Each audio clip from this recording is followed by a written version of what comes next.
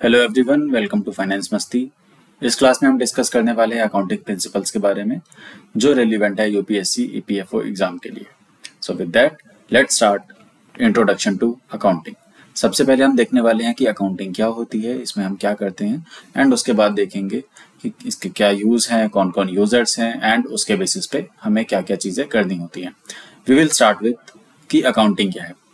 जैसे ही कोई financial transaction अकर हुआ, आपने कुछ खरीदा, आपने कुछ बेचा, चाहे वो आपको बाद में इनकम देगा या वो अभी आपकी इनकम है, कोई सा भी फाइनेंशियल ट्रांजैक्शन अगर जैसे ही इनकर हुआ, उसको सबसे पहले हम रिकॉर्ड करेंगे, उसकी समरी बनाएंगे, उसको प्रेजेंट करेंगे अपने स्टेक होल्डर्स को, अपने यूजर्स को। ये जो पूरा प्रोसेस है जिसमें हमने फाइनेंशियल ट्रांजैक्शन को रिकॉर्ड किया, उसको क्लासीफाई किया, समरी बनाई एंड इंटरप्रिटेशन दिया अपने स्टेक होल्डर्स को, ये पूरा प्रोसेस, चार चीजों का प्रोसेस, इसी को अकाउंटिंग कहा जाता है। ये आपके पास यहाँ पे फॉर्मल डेफिनेशन है विच सेज कि अकाउंटिंग इज अ प्रोसेस जिसमें हम ट्रांजैक्शंस को रिकॉर्ड करते हैं, फिर क्लासीफाई करते हैं, समराइज करते हैं एंड उसको इंटरप्रिटेशन करते हैं फॉर आवर यूजर्स। इसमें चार मेन पॉइंट्स हैं which are recording, classifying, summarising and reporting. Accounting इन्हीं चारों चीजों का प्रोसेस है एंड इसी के बेसिस पे एमसीक्यूज बनते हैं ऑन दिस थिंग। सो सबसे पहले हम देखते हैं कि रिकॉर्डिंग क्या होता है। जैसे ही कोई ट्रांजैक्शन अकर होता है, हम उसको अपनी बुक्स ऑफ अकाउंट्स में रिकॉर्ड करते हैं कि हमने फॉर एग्जांपल ए प्रोडक्ट खरीदा, उसके बदले में 2000 रुपये दिए, तो हम उसको रिकॉर्ड करेंगे। दूसरा पोर्शन होता है क्लासीफाइंग। हम उसको क्लासीफाई करेंगे कि वो ट्रांजैक्शन हमारे लिए इनकम थी, एक्सपेंस था, एसेट्स थी या फिर लायबिलिटीज। फिर आता है तीसरा पोर्शन, जो हमने साल भर में ट्रांजैक्शंस रिकॉर्ड करी हैं या जो भी हमने साल भर में ट्रांजैक्शंस करी हैं, उस सब की समरी बनाई जाती है। ये समरी तीन चीजों के फॉर्म में बनाई जाती है। सबसे पहले हम बनाते हैं प्रॉफिट एंड लॉस अकाउंट, फिर बनाते हैं बैलेंस शीट, और इसका तीसरा पोर्शन होता है कैश फ्लो स्टेटमेंट। ये तीनों क्या चीजें होती हैं, कैसे करके बनानी है, ये हम आगे इस कोर्स में आगे डिस्कस करेंगे। फिर चौथा पोर्शन होता है रिपोर्टिंग। रिपोर्टिंग हम अपने सारे यूजर्स को, अपने सारे स्टेक होल्डर्स को बताते हैं कि इस साल हमारी फाइनेंशियल परफॉर्मेंस इतनी अच्छी रही, हमने ये प्रॉफिट किया एंड 31 मार्च को या एंड ऑफ क्लोजिंग ईयर पे हमारी ये फाइनेंशियल पोजीशन है, हमारे पास इतने के एसेट्स हैं, इतने की लायबिलिटीज हैं। अभी आपको थोड़ा सा इशू लग रहा होगा कि इनकम क्या है, एक्सपेंस क्या है। इनकम एंड एक्सपेंस फिर भी आप लोग समझ जाएंगे, लेकिन एसेट्स एंड लायबिलिटीज को समझने में थोड़ा टाइम लगेगा, बट बहुत ज्यादा नहीं, शायद 10 मिनट, क्योंकि हम आगे वो डिस्कस करने वाले हैं। अगला पोर्शन है कि हम अकाउंटिंग के बेसिस पे हमने जो भी समरी बनाई, वो हम किसको प्रेजेंट करेंगे और क्यों करेंगे, वो हमारी रिपोर्ट्स में क्यों इंटरेस्टेड है। सबसे पहले देखते हैं कि कौन कौन हमारी रिपोर्ट्स पढ़ता है। सबसे पहले हैं इन्वेस्टर्स, दूसरा है मैनेजमेंट, तीसरा है क्रेडिटर्स, फिर गवर्नमेंट एंड एम्प्लॉयज। अभी आपका क्वेश्चन होगा कि ये लोग क्यों हमारी कंपनी में इंटरेस्ट ले रहे हैं या हमारे फाइनेंशियल ट्रांजैक्शंस में इंटरेस्ट ले रहे हैं, वो देखते हैं हम अगली स्लाइड में। विच इज, इन्वेस्टर ने हमारी कंपनी में पैसा लगा रखा है, वो हमारी कंपनी में पैसा लगाएगा तो उसको जाहिर सी बात है ये देखना पड़ेगा कि कितना प्रॉफिट बना रही है हमारी कंपनी, कितने का सेल्स किया हमने, एंड उसकी इन्वेस्टमेंट पे क्या रिस्क है। ये चीज देखने के लिए इन्वेस्टर्स को हमें हर साल अपने फाइनेंशियल परफॉर्मेंस का रिपोर्ट देना होता है, जिसे हम अकाउंटिंग कहते हैं। फिर आता है मैनेजमेंट। मैनेजमेंट को बहुत सारे डिसीजन लेने होते हैं बेस्ड ऑन कि कौन सा प्रोडक्ट अच्छा चल रहा है, हमें किस कंट्री में हमें बिजनेस करना चाहिए, या बाकी सारे डिसीजन मेकिंग के लिए वो अकाउंटिंग एज अ प्रोसेस पे भरोसा करते हैं, उसकी इंफॉर्मेशन पे उनको रिलाई करना पड़ता है सो दैट उसके बेसिस पे वो लोग डिसीजन ले पाए। Third are creditors. क्रेडिटर्स भी हमारे ऊपर, क्योंकि उन्होंने हमें कुछ पैसा दे रखा है, हमने उनसे कुछ पैसा उधारी ले रखा है, तो वो भी हमारी फाइनेंशियल पोजीशन देखने में इंटरेस्टेड होते हैं। कहीं ऐसा ना हो जाए कि हमारे पास बिल्कुल पैसे नहीं हैं और वो लोग हमें कुछ उधार देके बैठे हों। चौथी एजेंसी गवर्नमेंट एजेंसीज होती हैं, जैसे कि इनकम टैक्स डिपार्टमेंट या जीएसटी डिपार्टमेंट। ये लोग हमारी अकाउंटिंग में इसलिए इंटरेस्टेड होते हैं ताकि for example income tax department, हम उनको जाके बता के आते हैं कि हमने तो 10 लाख रुपए का प्रॉफिट किया, लेकिन हम अपनी अकाउंटिंग में बता रहे हैं कि हमने 20 लाख का किया है, यानी कि हम उनको गलत इन्फॉर्मेशन दे रहे हैं। तो इस रीजन से कि हम उनको सही टैक्स दे रहे हैं, चाहे वो जीएसटी डिपार्टमेंट को, चाहे वो इनकम टैक्स डिपार्टमेंट को, या फिर और कोई डिपार्टमेंट, उन सब को हमारी अकाउंटिंग में इसीलिए इंटरेस्ट होता है ताकि वो उसके बेसिस पे अपना टैक्स कैलकुलेट कर पाए। लास्ट आते हैं एम्प्लॉयज हमारे फाइनेंशियल परफॉर्मेंस में इसलिए इंटरेस्टेड होते हैं ताकि उसके बेसिस पे उनका बोनस डिसाइड होता है कई लोगों का। दूसरा वो ये देखते हैं कि कितने लंबे टाइम तक ये कंपनी चलेगी ताकि उसके हिसाब से वो अपना करियर प्लान कर पाए। सो ये 5 यूजर्स होते हैं हमारे अकाउंटिंग इंफॉर्मेशन के। This is also a good question in MCQ. आपको ये ध्यान रखना पड़ेगा कि इन्वेस्टर्स किस लिए हमारे अकाउंटिंग में इंटरेस्टेड है, या मैनेजमेंट किस लिए इंटरेस्टेड है, या बाकी सब के लिए। अब देखते हैं कि अकाउंटिंग के कितने टाइप्स होते हैं। Majorly 2 types. सबसे पहला होता है फाइनेंशियल अकाउंटिंग, दूसरा होता है कॉस्ट अकाउंटिंग। हमारे सिलेबस में 80% अकाउंटिंग का पोर्शन फाइनेंशियल अकाउंटिंग के लिए है, थोड़ा बहुत कॉस्ट अकाउंटिंग का भी है। हम दोनों डिस्कस करने वाले हैं। सबसे पहले देखते हैं कि फाइनेंशियल अकाउंटिंग क्या होती है। फाइनेंशियल अकाउंटिंग वही है जो अभी हमने अकाउंटिंग की डेफिनेशन देखी। इसमें हम फाइनेंशियल अकाउंटिंग में पूरा फोकस हमारा रहता है फाइनेंशियल स्टेटमेंट्स बनाने के लिए। एंड फाइनेंशियल अकाउंटिंग के जो यूजर्स हैं, इसके जो स्टेक होल्डर्स हैं, वो सारे बाहरी लोग हैं। कोई भी सारे के सारे बाहरी लोग हैं। कोई भी इंटरनल इसका यूज कर सकता है, बट इसके अलावा मेजरली बाहरी लोग होते हैं। फॉर एग्जांपल आपको मैं बताता हूँ, फाइनेंशियल अकाउंटिंग में इसका मेन फोकस है कि एक्सटर्नल यूजर्स के लिए हमें फाइनेंशियल स्टेटमेंट्स बनानी है, एंड ये डेटा पब्लिकली अवेलेबल होता है। इसमें बहुत सारे रूल्स एंड रेगुलेशंस होते हैं, गवर्नमेंट हमें बताती है। Institute of chartered accountants of India ICAI बताता है कि कैसे करके अकाउंटिंग करनी है, क्या क्या प्रिंसिपल्स हमें फॉलो करने हैं, एंड उसके हिसाब से फाइनेंशियल अकाउंटिंग की जाती है। This is useful for investors, creditors and regulators. इसके अलावा इंटरनल पर्पस के लिए भी ये डेटा पे रिलाई किया जाता है, बट इसका मेजर यूजेज इन्वेस्टर्स, क्रेडिटर्स और रेगुलेटर्स होते हैं। जस्ट इसका ऑपोजिट अगर हम कॉस्ट अकाउंटिंग की बात करें, वो पब्लिकली अवेलेबल नहीं होती और वो सिर्फ इंटरनल कंजम्पशन के लिए होता है, जैसे मैनेजमेंट को अगर कोई डिसीजन लेना हो या और किसी सिनेरियो में। बट अभी हम फोकस करते हैं फाइनेंशियल अकाउंटिंग पे कि इसमें क्या क्या हम चीजें बनाते हैं। सबसे पहले हम बनाएंगे profit and loss account. Profit and loss account में हमने साल भर में कितनी कमाई करी, क्या खर्चे करे, एंड नेट कितना प्रॉफिट किया, इसकी डिटेल्स होती हैं। फिर आता है बैलेंस शीट। बैलेंस शीट में हम मेंशन करते हैं कि हमारी क्या एसेट्स हैं, क्या लायबिलिटीज हैं किसी एक स्पेसिफिक पॉइंट ऑफ टाइम पे। तो फॉर एग्जांपल बैलेंस शीट को आप ये बोल सकते हैं कि किसी की नेटवर्थ सर्टिफिकेट है। अगर किसी एक, मान लीजिए मिस्टर ए हैं एंड उनके पास 10,000 रुपए का कोई शेयर्स पड़े हैं एंड 2,000 का लोन है, तो बैलेंस शीट में ये सारी डिटेल्स चाहिए। थर्ड आता है कैश फ्लो स्टेटमेंट। ये एक तरह का बैंक स्टेटमेंट है जिसमें आप ये मेंशन करते हैं कि मैंने साल भर में कहाँ से कितना पैसा कमाया, या कहाँ से कितना कैश रिसीव किया, एंड कहाँ कितना कैश पे किया। लास्ट है statement of change in equity.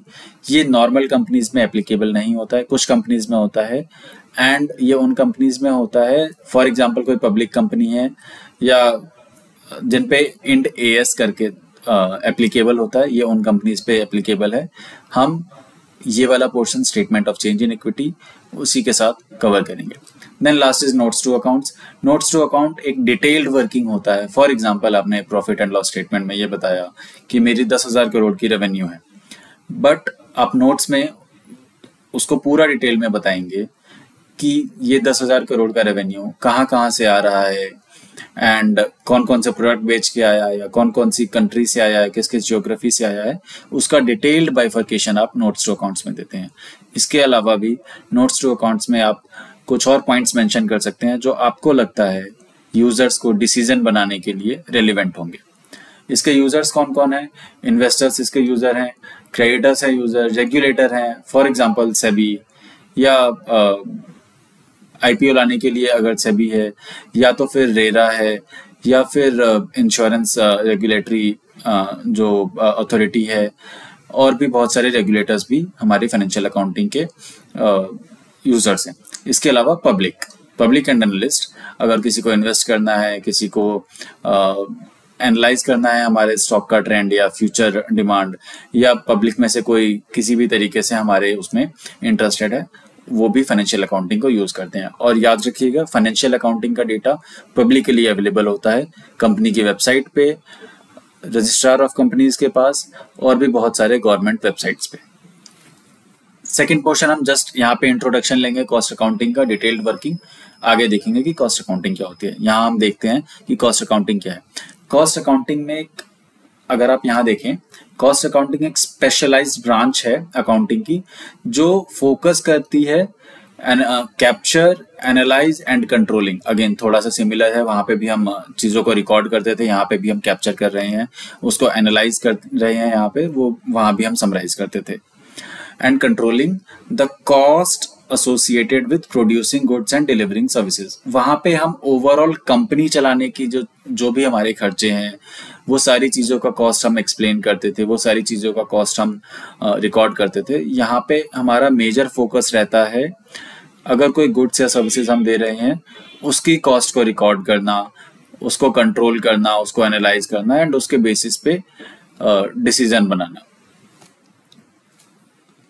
आप एक डिफरेंस अगर आप देखिए, फाइनेंशियल अकाउंटिंग में क्या होता था, ये मेजरली एक्सटर्नल लोगों के लिए हेल्पफुल होती थी, लेकिन कॉस्ट अकाउंटिंग सिर्फ और सिर्फ इंटरनल डिसीजन मेकिंग के लिए होता है। ये बाहर के लोगों के साथ ये डेटा शेयर नहीं किया जाता अनलेस कोई स्पेसिफिक डिमांड हो या किसी कोर्ट ने कुछ बोला हो। अगले पोर्शन पे आते हैं कि कॉस्ट अकाउंटिंग में हम क्या क्या चीजें देखते हैं। सबसे पहले देखते हैं हम कि डायरेक्ट कॉस्ट क्या है। फॉर एग्जाम्पल, बिस्किट बनाने के लिए आटा, मैदा या लेबर, ये सारी किस पोर्शन में लग रही हैं, या एक बिस्किट बनाने में कितना इन चीज़ों पे खर्चा आ रहा है, ये प्रोडक्शन के हिसाब से इजीली ऊपर या नीचे होती हैं। दूसरा है इनडायरेक्ट कॉस्ट। इनडायरेक्ट कॉस्ट यानी कि कुछ वो रिसोर्सेज या कुछ फॉर एग्जांपल रेंट फैक्ट्री का या कोई और ऐसे खर्चे जो डायरेक्टली लिंक नहीं है आप कितना प्रोडक्शन कर रहे हो। Third is fixed cost. But indirect cost में एक ये होता है कि ये थोड़ा बहुत ऊपर नीचे होगा प्रोडक्शन के हिसाब से, बट मेजरली नहीं। डायरेक्ट कॉस्ट सीधा सीधा लिंक्ड होता है। फॉर एग्जांपल, आपको 100 पैकेट बिस्किट बनाने हैं, उसके लिए आपको 10 किलो आटा लगेगा। अगर आप 500 पैकेट बनाएंगे तो उसके हिसाब से आपका ऊपर या नीचे कॉस्ट हो जाएगा। बट इनडायरेक्ट कॉस्ट में क्या होता है कि मेजरली कॉस्ट आप ऊपर नीचे नहीं कर पाएंगे, कॉस्ट करीब करीब सेम रहता है, थोड़ा बहुत ऊपर नीचे होता है। फिक्स्ड कॉस्ट पूरी तरह से कांस्टेंट रहते हैं। फॉर एग्जांपल, आपने एक फैक्ट्री लिया रेंट पे एंड उसमें आप एक महीने आपने 10,000 पैकेट ऑफ बिस्किट बनाए, अगले महीने आपने सिर्फ 100 पैकेट बनाए, आपका रेंट सेम रहेगा, उसको कोई फर्क नहीं पड़ता कि आपने 10,000 यूनिट्स बनाए या 100 बनाए या नहीं बनाए, वो आपका सेम रहेगा। एक और होता है वेरिएबल कॉस्ट, अगेन जो हमने अभी बात करी, जो कि डायरेक्ट कॉस्ट है, जो डायरेक्टली वेरिएबल होता है। अगर आपने 100 बिस्किट बनाए तो उसके हिसाब से आपको आटा लगेगा, 10 बनाए तो उसके हिसाब से लगेगा, नहीं बनाए तो नहीं लगेगा। इसके यूजेस क्या होते हैं कॉस्ट अकाउंटिंग के, if we come to that. Product की प्राइसिंग करने में सबसे पहले कॉस्ट अकाउंटिंग से आपको कॉस्ट पता चलेगी एंड उसके हिसाब से आप किसी भी चीज का प्राइस पता कर सकते हैं। कॉस्ट कंट्रोल करने के लिए, बिकॉज यहाँ पे हमारे पास हर चीज की डिटेल होती है कि हम कहाँ पे क्या कॉस्ट इनकर कर रहे हैं, तो उसके हिसाब से हम यहाँ पे कॉस्ट कंट्रोल कर सकते हैं। फिर और एनालिसिस में हेल्प करता है, जैसे प्रॉफिट कितना हम बना रहे हैं उसको कैसे बढ़ा सकते हैं, एफिशिएंसी हमारी कितनी है वो कैसे हम बेटर कर सकते हैं, या इन्वेंट्री की वैल्यूएशन के लिए कि कितने रुपए का हमारे पास इन्वेंट्री पड़ा है। इसका ही एक एक्सटेंडेड पोर्शन होता है मैनेजमेंट अकाउंटिंग। कॉस्ट अकाउंटिंग में हमने कॉस्ट निकाली चीजों की कि मान लीजिए कि एक बिस्किट का पैकेट बनाने में कितने रुपए आते हैं। मैनेजमेंट अकाउंटिंग में जो हमने कॉस्ट अकाउंटिंग में या फाइनेंशियल अकाउंटिंग में जो भी हमने डेटा कैप्चर किया उसको एनालाइज करके उसके बेसिस पे डिसीजन लिया जाता है। So if we look into यहाँ पे definition, management accounting is process of identifying, measuring, analyzing, interpreting and communicating financial information to help managers। Again आप यहाँ देखिएगा कि ये किसी क्रेडिटर को, किसी गवर्नमेंट एजेंसी को या किसी भी पब्लिक को ये डेटा नहीं दिया जा रहा, ये सिर्फ मैनेजर्स को या जो बोर्ड ऑफ डायरेक्टर्स हैं उनके पास ये डेटा जाता है जिसके बेसिस पे डिसीजन मेकिंग होती है। To help managers make informed operational and strategic decisions. इसमें ऑपरेशनल या स्ट्रेटेजिक डिसीजन लिए जाते हैं। फॉर एग्जांपल, हमें मशीन ए लेनी है या मशीन बी, या हमें कंट्री ए में अपना नया प्रोडक्शन या फैक्ट्री लगानी है या कंट्री बी में, ऐसे डिसीजंस के लिए मैनेजमेंट अकाउंटिंग हेल्पफुल होती है। इसके अलावा अगेन यहाँ पे एक चीज और कि ये भी कॉस्ट अकाउंटिंग की तरह इंटरनल यूज के लिए ही होती है, इसका कोई डेटा पब्लिक को शेयर नहीं किया जाता। इसका एक एग्जांपल देखते हैं कि मैनेजमेंट अकाउंटिंग कैसे डिसीजन मेकिंग में हेल्प करता है। Business owner uses management accounting to analyse revenue trend. एक बिजनेस ओनर है, उसने मैनेजमेंट अकाउंटिंग के हिसाब से ये पता किया कि अलग अलग प्रोडक्ट्स का कैसे कैसे रेवेन्यू है या किस महीने में कितना बढ़ रहा है, बेस्ड ऑन की फेस्टिव सीजन में फॉर एग्जांपल मिठाइयों का रेवेन्यू बढ़ जाता है, यूजुअल डेज में बिस्किट का रेवेन्यू थोड़ा ज्यादा रहता है। ये चीज उसने एनालिसिस करी and she finds that product ए ज्यादा प्रॉफिटेबल है प्रोडक्ट बी से। इस इंफॉर्मेशन के हिसाब से अब वो क्या करेगा, वो ज्यादा प्रोडक्शन करेगा प्रोडक्ट ए का ताकि उसकी प्रॉफिटेबिलिटी बढ़ जाए। सो ऐसे करके हम मैनेजमेंट अकाउंटिंग का यूज करते हैं टू फिगर आउट कि हमें क्या बनाना चाहिए, कहाँ खर्च करना चाहिए, कहाँ दिक्कत है कंपनी में, सो दैट उसके बेसिस पे हम डिसीजन लें एंड ओवरऑल प्रॉफिटेबिलिटी बढ़े। एंड अल्टीमेटली सारे कंपनीज का या इवन इंडिविजुअल लोगों का, ज्यादातर लोगों का मेन एम एक ही होता है कि हमें पैसा बनाना है एंड उसी के बेसिस पे हम लोग डिसीजन मेकिंग करते हैं। फिर अब नॉर्मल फाइनेंशियल अकाउंटिंग पे आते हैं क्योंकि वो हमारा मेन टॉपिक रहने वाला है। 80% of the marks, 80% of the questions उस पे आते हैं। So let's start with again objective क्या है अकाउंटिंग के। मेंटेनेंस ऑफ रिकॉर्ड्स, ताकि आज जो भी हमने ट्रांजैक्शंस करी है, आप अगर कभी फाइनेंस टीम के पास जाओगे तो उनके पास 10 साल पुराना डेटा भी रहता है कि 10 साल पहले 2015 में हमने मार्च में ये ट्रांजैक्शन करी थी। सो एक मेन ऑब्जेक्टिव है सारे रिकॉर्ड्स मेंटेन्ड रहें। Calculation of profit and loss, क्योंकि हमें वो अपने सारे यूजर्स को दिखाना है। Predicting financial position of business, जो हम अकाउंटिंग करते हैं उसके बेसिस पे बहुत सारे एनालिस्ट या पब्लिक हमारी फाइनेंशियल पोजीशन का अंदाजा लगाती है और उसके हिसाब से वो हमारे कंपनी में इन्वेस्ट करती है। So it helps in predicting financial position. Providing information to users, ये तो हमारा मेन ऑब्जेक्टिव है अकाउंटिंग का। And ascertaining the financial position of business concern in the form of assets and liabilities, यानी कि बैलेंस शीट बनाना। ascertaining financial position यानी कि किसी भी कंपनी का बैलेंस शीट या किसी भी इंसान का बैलेंस शीट बनाना, वो होता है उसकी फाइनेंशियल पोजीशन बताना। सो मेन ऑब्जेक्टिव क्या है कि हमने कितना प्रॉफिट किया वो बताना, हमारी फाइनेंशियल स्टैंडिंग क्या है वो बताना, मेन ये है। एंड मेंटेनेंस ऑफ रिकॉर्ड्स, ये भी इंपॉर्टेंट है, इस पे भी एमसीक्यूज आ रखे हैं पीछे, आप ध्यान रखिएगा। हम बहुत देर से बात कर रहे हैं कि कोई भी फाइनेंशियल ट्रांजैक्शन होगी तो हम उसको रिकॉर्ड करेंगे, कोई भी इंसान करे या कोई भी कंपनी करे। जब मैं बार बार ये बोल रहा हूँ कि कोई भी इंसान करे या कोई भी कंपनी करे, उससे मेरा मतलब है कि कोई भी एंटिटी करे। एंटिटी कोई इंसान भी हो सकता है, कोई कंपनी भी हो सकती है, कोई फाइनेंशियल कोई पार्टनरशिप फर्म भी हो सकती है, कोई सोल प्रोप्राइटरशिप वाली फर्म भी हो सकती है, कंपनी भी हो सकती है। सो सबसे पहले हम देखते हैं कि अकाउंटिंग एंटिटी किसे कहते हैं अकाउंटिंग की दुनिया में। एंटिटी एक आइडेंटिफाइबल इकोनॉमिक यूनिट है। आइडेंटिफाइबल इकोनॉमिक यूनिट यानी कि आइडेंटिफाइबल यानी कि जिसको आप पहचान सकते हैं, इकोनॉमिक यूनिट यानी कि जो ट्रांजैक्शन कर सकता है। ट्रांजैक्शन आप इंडिविजुअल भी कर सकते हैं, कोई कंपनी भी कर सकती है, पार्टनरशिप फर्म भी कर सकती है, आप 4 लोग मिलके आपने एक ट्रस्ट बना लिया, वो लोग भी कर सकते हैं, या फिर कोई एनजीओ भी कर सकती है। हर वो कंपनी या इंसान या पार्टनरशिप फर्म, कुछ भी ऐसी चीज जो फाइनेंशियल ट्रांजैक्शन कर सकती है, जो इकोनॉमिक ट्रांजैक्शन कर सकती है, वो एंटिटी होती है। अभी हम देखेंगे कि अकाउंटिंग एंटिटी क्या होती है। अगेन सेम है, अकाउंटिंग जो है वो फर्म्स एंड ओनर्स को अलग एंटिटी समझता है फॉर अकाउंटिंग प्रिंसिपल्स। इसका मतलब है कि मान लीजिए मिस्टर ए है, एक मिनट, कि मान लीजिए मिस्टर ए हैं, उन्होंने एक कंपनी स्टार्ट करी है ए लिमिटेड। तो अगर ए लिमिटेड ने कोई ट्रांजैक्शन करी तो वो ए लिमिटेड की बुक्स ऑफ अकाउंट्स में रिकॉर्ड होगा, ना कि मिस्टर ए की। एंड सिमिलरली मिस्टर ए ने अगर कोई इन्वेस्टमेंट करी है या कुछ खरीदा है, कुछ इनकम या कुछ एक्सपेंस आया है, तो वो ए लिमिटेड की बुक्स में नहीं जाएगा, वो मिस्टर ए की बुक्स में जाएगा। ये दोनों अकाउंटिंग के लिए अलग अलग इंसान है, अलग अलग एंटिटीज हैं। अब देखते हैं कि ट्रांजैक्शन क्या होती है। हमने बोला कि अकाउंटिंग में हम ट्रांजैक्शंस को रिकॉर्ड करते हैं, समरी बनाते हैं, उसका समरी हम प्रेजेंट करते हैं अपने यूजर्स को। बट ट्रांजैक्शन होता क्या है? सो अकाउंट्स में ट्रांजैक्शन एक इकोनॉमिक इवेंट है जिसमें पैसों का लेन देन हो या कुछ सामान का खरीद बिक्री हो। ठीक है, पैसों का लेन देन यानी कि नॉर्मल ट्रांजैक्शन जिसमें मैंने कुछ सामान खरीदा, सामने वाले ने मेरे को पैसे दिए, या सॉरी मैंने कुछ सामान खरीदा, सामने वाले ने मुझे कुछ मैंने सामने वाले को कुछ पैसे दिए। दूसरा है सेल ऑफ गुड्स और सर्विसेज। आपने सुना होगा बार्टर एक्सचेंज के बारे में, जिसमें मैंने सामने वाले को सामान दिया, उसने बदले में मुझे कोई दूसरा सामान दे दिया, तो वो भी एक इकोनॉमिक ट्रांजैक्शन में आती है। इसका डिटेल देखते हैं कि और इकोनॉमिक इवेंट क्या होता है, क्योंकि अगर हम इसके डेफिनेशन पे जाएं तो it is an economic event जिसमें ट्रांजैक्शन होता है एक्सचेंज ऑफ मनी का या फिर एक्सचेंज ऑफ गुड्स या सर्विसेज का। देखते हैं कि इकोनॉमिक इवेंट क्या है। इकोनॉमिक इवेंट कोई भी मेजरेबल फाइनेंशियल इंपैक्ट वाली चीज का होता है।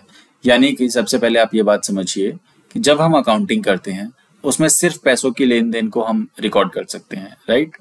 ऐसा नहीं है कि मैंने आज किसी की हेल्प करी एंड वो मैं अपने अकाउंट्स में आके लिख दूंगा कि आज मैंने इसकी हेल्प करी। उसके लिए अगर मैं उसकी अकाउंटिंग कर रहा हूँ तो सबसे पहले मुझे उसकी वैल्यू चाहिए होगी कि मैंने कितने की हेल्प करी है, या क्या लिखूं, उसके बदले में मुझे क्या मिलने वाला है, मेरा असेट क्रिएट हुआ या लायबिलिटी, ये सारी चीजें मुझे लिखनी पड़ेगी। तो अनलेस कोई भी ट्रांजैक्शन ऐसी है जिसको आप क्वांटिफाई कर सकते हो, ये बता सकते हो कि 1000, 2000, 50,000, 1 करोड़ रुपए की है, वो इकोनॉमिक इवेंट नहीं है। मैंने किसी की जाके हेल्प करी, वो हेल्प मैं मॉनेटरी टर्म्स में उसको क्वांटिफाई नहीं कर सकता, इसलिए वो इकोनॉमिक इवेंट नहीं होगी। Second is affects financial position. वो इवेंट ऐसा होना चाहिए जो मेरी फाइनेंशियल पोजीशन को हेल्प करे। फॉर एग्जाम्पल एक और मैं आपको बताता हूँ। मैं रोड पे जा रहा था, मेरे को रास्ते में कोई मिला एंड उसको भूख लगी थी, मैंने उसको कुछ तो खाने के लिए हेल्प किया, कुछ पैसे उसको दिए। उसके लिए is that an economic event? नहीं। क्यों? उसकी फाइनेंशियल पोजीशन में कोई चेंज नहीं हुआ, ना उसकी इनकम बढ़ी, ना उसका एक्सपेंस बढ़ा, ना एसेट्स बढ़ी, ना लायबिलिटीज बढ़ा। मेरे लिए क्या है? मेरे लिए खर्चा है, क्योंकि मेरे 10 रुपए कम हो गए मेरी नेटवर्थ से, या 1000 रुपए, या जो भी मैंने उस पर खर्चा किया वो मेरी फाइनेंशियल पोजीशन पे इम्पैक्ट आया। तो मेरे लिए वो इकोनॉमिक इवेंट है, उसको क्वांटिफाई किया जाता है। यस, 10 रुपए खर्च हुए हैं। It involves exchange. हाँ, उसमें एक्सचेंज हुआ है, मैंने उसको कुछ दिया है, उसके बदले मुझे क्या मिला है? कुछ नहीं। तो अगेन मैंने किसी की जाके हेल्प करी, 10 रुपए का किसी को खाना दे दिया, वो क्वांटिफाइबल है, मेरी पोजीशन को इम्पैक्ट कर रहा है, बट एक्सचेंज नहीं है, उसने मुझे कुछ नहीं दिया, तो वो इकोनॉमिक इवेंट नहीं है। ना आज दिया ना बाद में देगा, तो वो इकोनॉमिक इवेंट नहीं है। तो हमें जब भी कोई ट्रांजैक्शन रिकॉर्ड करनी होगी वो इन 3 पैरामीटर्स पे देखना पड़ेगा। क्या हम उसको पैसों की टर्म्स में लिख सकते हैं, क्या वो हमारी फाइनेंशियल पोजीशन को इम्पैक्ट कर रहा है, एंड क्या उसके बदले में हमें कुछ मिलने वाला है। ये 3 चीजें हमें ध्यान रखनी है जब भी कोई ट्रांजैक्शन रिकॉर्ड करना है। अगर वो इन तीनों चीजों पे पॉजिटिव उसका इम्पैक्ट है या पॉजिटिव आंसर है, तभी हम उसको इकोनॉमिक इवेंट बोलेंगे, तभी वो ट्रांजैक्शन कहलाएगा, तभी हम उसको अकाउंटिंग करेंगे उसकी, अदरवाइज वो अकाउंटिंग ही नहीं होगी। बहुत देर से बात हो रही है कि असेट्स क्या होते हैं, असेट्स क्या होते हैं। Now let's come to assets होते क्या हैं। असेट्स इज एनी रिसोर्स जो कि चाहे वो एंटिटी हो या कोई कंपनी हो या कोई भी इंडिविजुअल, वो ओन या कंट्रोल करता है एंड जिससे उसको फ्यूचर में फायदा मिलने वाला है। फॉर एग्जाम्पल मेरे पास ये पेन है, मैं इसको ओन करता हूँ, कंट्रोल करता हूँ, इससे मेरे को फ्यूचर में फायदा मिलने वाला है। फॉर एग्जाम्पल मैं इसको सेल कर सकता हूँ, तो ये मेरे लिए एसेट्स हो गए। दिस इज अ रिसोर्स, पहला पॉइंट कंप्लीट है। दिस इज ओन्ड और कंट्रोल्ड बाय मी, दूसरा पॉइंट भी कंप्लीट है, इससे मेरे को फ्यूचर में बेनिफिट मिल सकता है। तीसरा पॉइंट भी कंप्लीट है, इट मीन्स ये मेरे लिए एक एसेट्स है। अब इसकी डिटेल्ड देखते हैं कि क्या चीज है, कि एसेट्स के क्या क्या फीचर्स हो सकते हैं, या क्या 4 चीजें हैं जो किसी भी चीज को एसेट बना सकती है। सबसे पहले ओनरशिप होना चाहिए, तेरा है या तू चला रहा है। यानी कि ये पेन, अगर मैं इसकी बात करूं, हाँ ये मेरा है एंड मैं इसको चला रहा हूं, इन दोनों में से कोई सी भी एक कंडीशन है, यानी कि पहली कंडीशन पास। आते हैं दूसरी कंडीशन पे, मेजरेबल होना चाहिए। अभी हमने देखा कि हम सिर्फ उसी फाइनेंशियल ट्रांजैक्शन को या सिर्फ उसी ट्रांजैक्शन को अकाउंटिंग में रिकॉर्ड करेंगे जिसकी मॉनेटरी वैल्यू है, यानी कि जो हम बुक्स में जाके लिख पाए कि हाँ ये मैंने 1000 रुपए का खरीदा या 10,000 का खरीदा या 1 लाख का खरीदा। मेजरेबल हो, क्वांटिफाई कर पाए, यहाँ पे मैं इस पेन की बात करूं, हाँ मैंने ये 5,000 रुपये का खरीदा है, तो ये मेजरेबल है मॉनेटरी टर्म्स में। इसका इंग्लिश में अगर मैं इजी लैंग्वेज में बताऊं तो हिसाब में दिखना चाहिए, समझ में आना चाहिए कि कितने रुपए का है। तीसरा पॉइंट है फ्यूचर इकोनॉमिक बेनिफिट, आगे क्या मेरे को बेनिफिट देगा, आज नहीं तो कल पैसा लाएगा ना, हाँ ये मेरे लिए पैसा लेके आएगा। And then last is result of a past event. ऐसा नहीं है कि मैं इसको ये किसी के पास पड़ी है एंड मैं उसको जाके बोलूँ कि कल मैं ये खरीदूंगा तो आज मेरी एसेट हो गई, नहीं, ये मैंने इसको अभी या अभी से पहले रिकॉर्ड खरीद लिया होना चाहिए।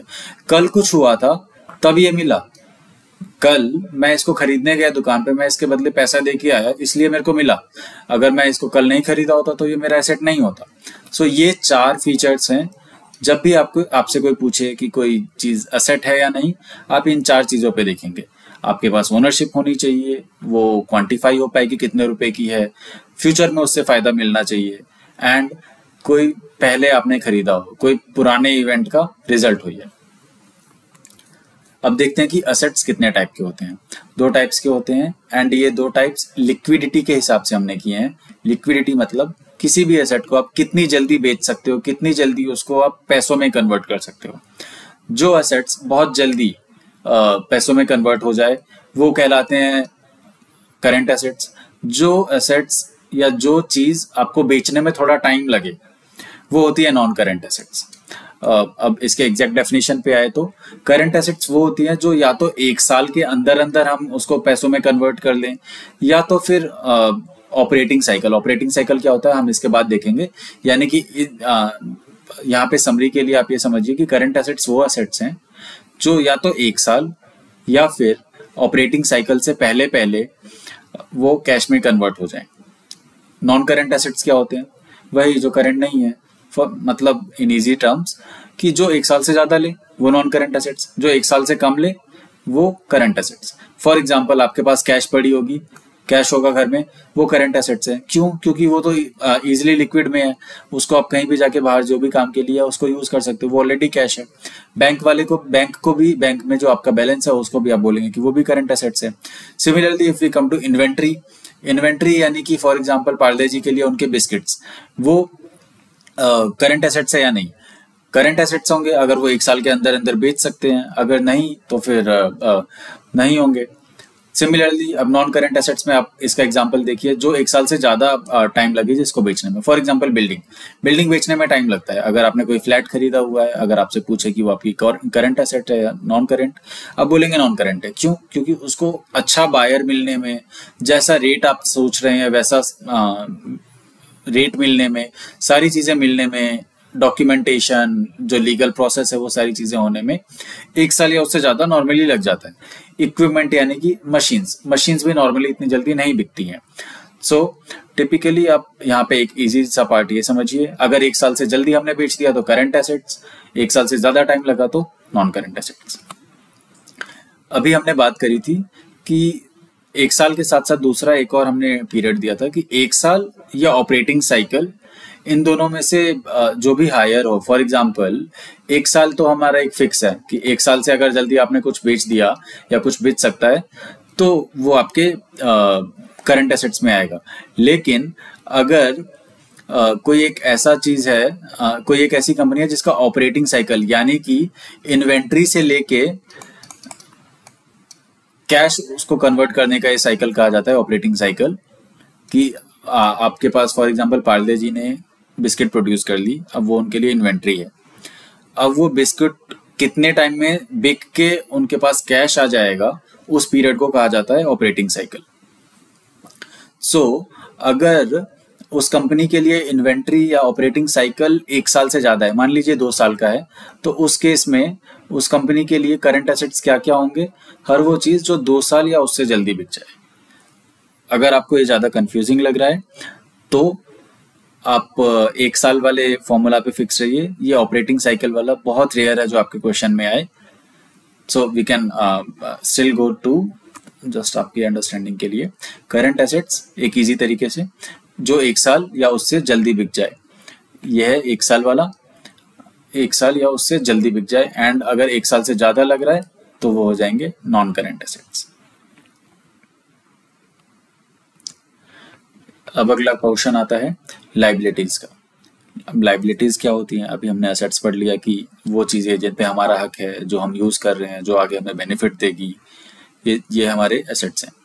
अब अगर हम बात करें लाइबिलिटीज की, तो लाइबिलिटीज हमारी क्या क्या चीज़ें होंगी? Liability refers to any outstanding debt, यानी कि कुछ हमने पहले कर्जा लिया था या कोई ऑब्लिगेशन है जो आपको आगे देना है, and it must be paid and fulfilled at some point in future, यानी कि जो आपको आगे देना है, आपने पहले कोई कर्जा लिया था या कुछ लिया था जो पेमेंट करनी है, पास्ट में लिया था। इसके क्या क्या फीचर्स हैं? अगेन इसके अगर हम फीचर्स की बात करें तो प्रेजेंट ऑब्लिगेशन होनी चाहिए, यानी कि हमें अभी देना है या फिर हमें अभी पता है कि हाँ ये हमें देना है।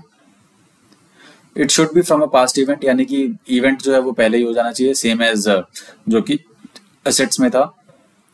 आउटफ्लो होना चाहिए कि हाँ आगे हमें पैसे देने पड़ेंगे। एंड एक चीज हम इसमें मिस कर रहे हैं, वो है क्वांटिफाइबल, यानी कि कितने रुपए हमें देने हैं ये चीज हमें पता होनी चाहिए। ऐसा नहीं है कि हमने किसी ने हम पे एहसान किया था या कोई हेल्प करी थी पीछे, एंड वो हम लाइबिलिटी में ऐड कर रहे हैं कि उसने मेरे को एक बार हेल्प किया था, तो मेरी एक ऑब्लिगेशन है पुराने इवेंट से कि कुछ तो हेल्प करना पड़ेगा। अगर वो क्वांटिफाइबल नहीं है तो वो आपकी लाइबिलिटी में नहीं आएगा।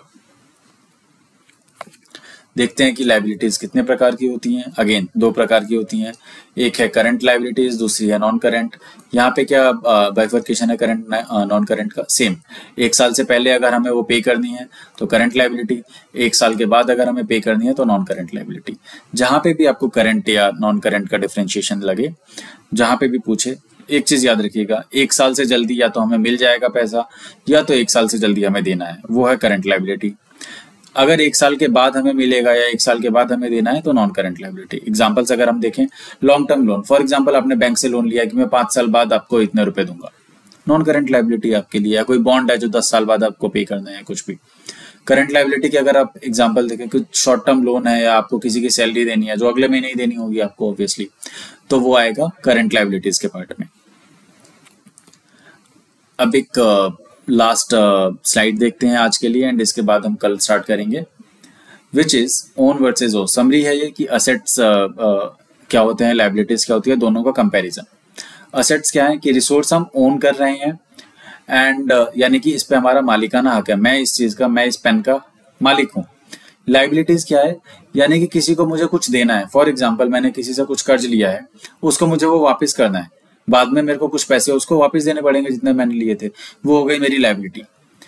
असेट्स का पर्पस क्या होता है, ये हमें इनकम जनरेट करने में या बाद में कोई फायदा देगा, उसके लिए हम असेट्स रखते हैं। लाइबिलिटी क्या होता है, लाइबिलिटी नॉर्मली हमने पहले ही कर्जा ले लिया है एंड वो काम हम वो चीज का हम यूज कर रहे हैं। फॉर एग्जाम्पल हमने कोई लोन लिया, वो लोन लेके हमने मशीन खरीदी या कोई जमीन खरीदा या कोई बिल्डिंग खरीदी, अब वो मशीन से हम प्रोडक्शन कर रहे हैं। सो लाइबिलिटी का अल्टीमेटली वो पैसा भी हम यूज करेंगे असेट्स बनाने के लिए, असेट्स खरीदने के लिए या इनकम जनरेट करने के लिए। बट लाइबिलिटी इज समथिंग जो हमें पैसा किसी को देना है। टाइप क्या होते हैं, करंट नॉन करंट दोनों में सेम ही है, एग्जाम्पल हमने देख ही लिया था। एंड डेप्रिसिएशन, डेप्रिसिएशन हमेशा असेट्स पे लगता है, लाइबिलिटीज पे कभी कोई डेप्रिसिएशन नहीं लगता है। सो विद दैट आज की ये क्लास खत्म करते हैं। आई होप मैं आपके कुछ जो भी आपके अकाउंटिंग में जो इश्यूज थे या जो भी आपके टेंशन थी वो थोड़ी इससे कम हो पाए। I will be closing all of the chapters within this week. By then अच्छे से पढ़ाई करो and all the best for your exams. Thank you.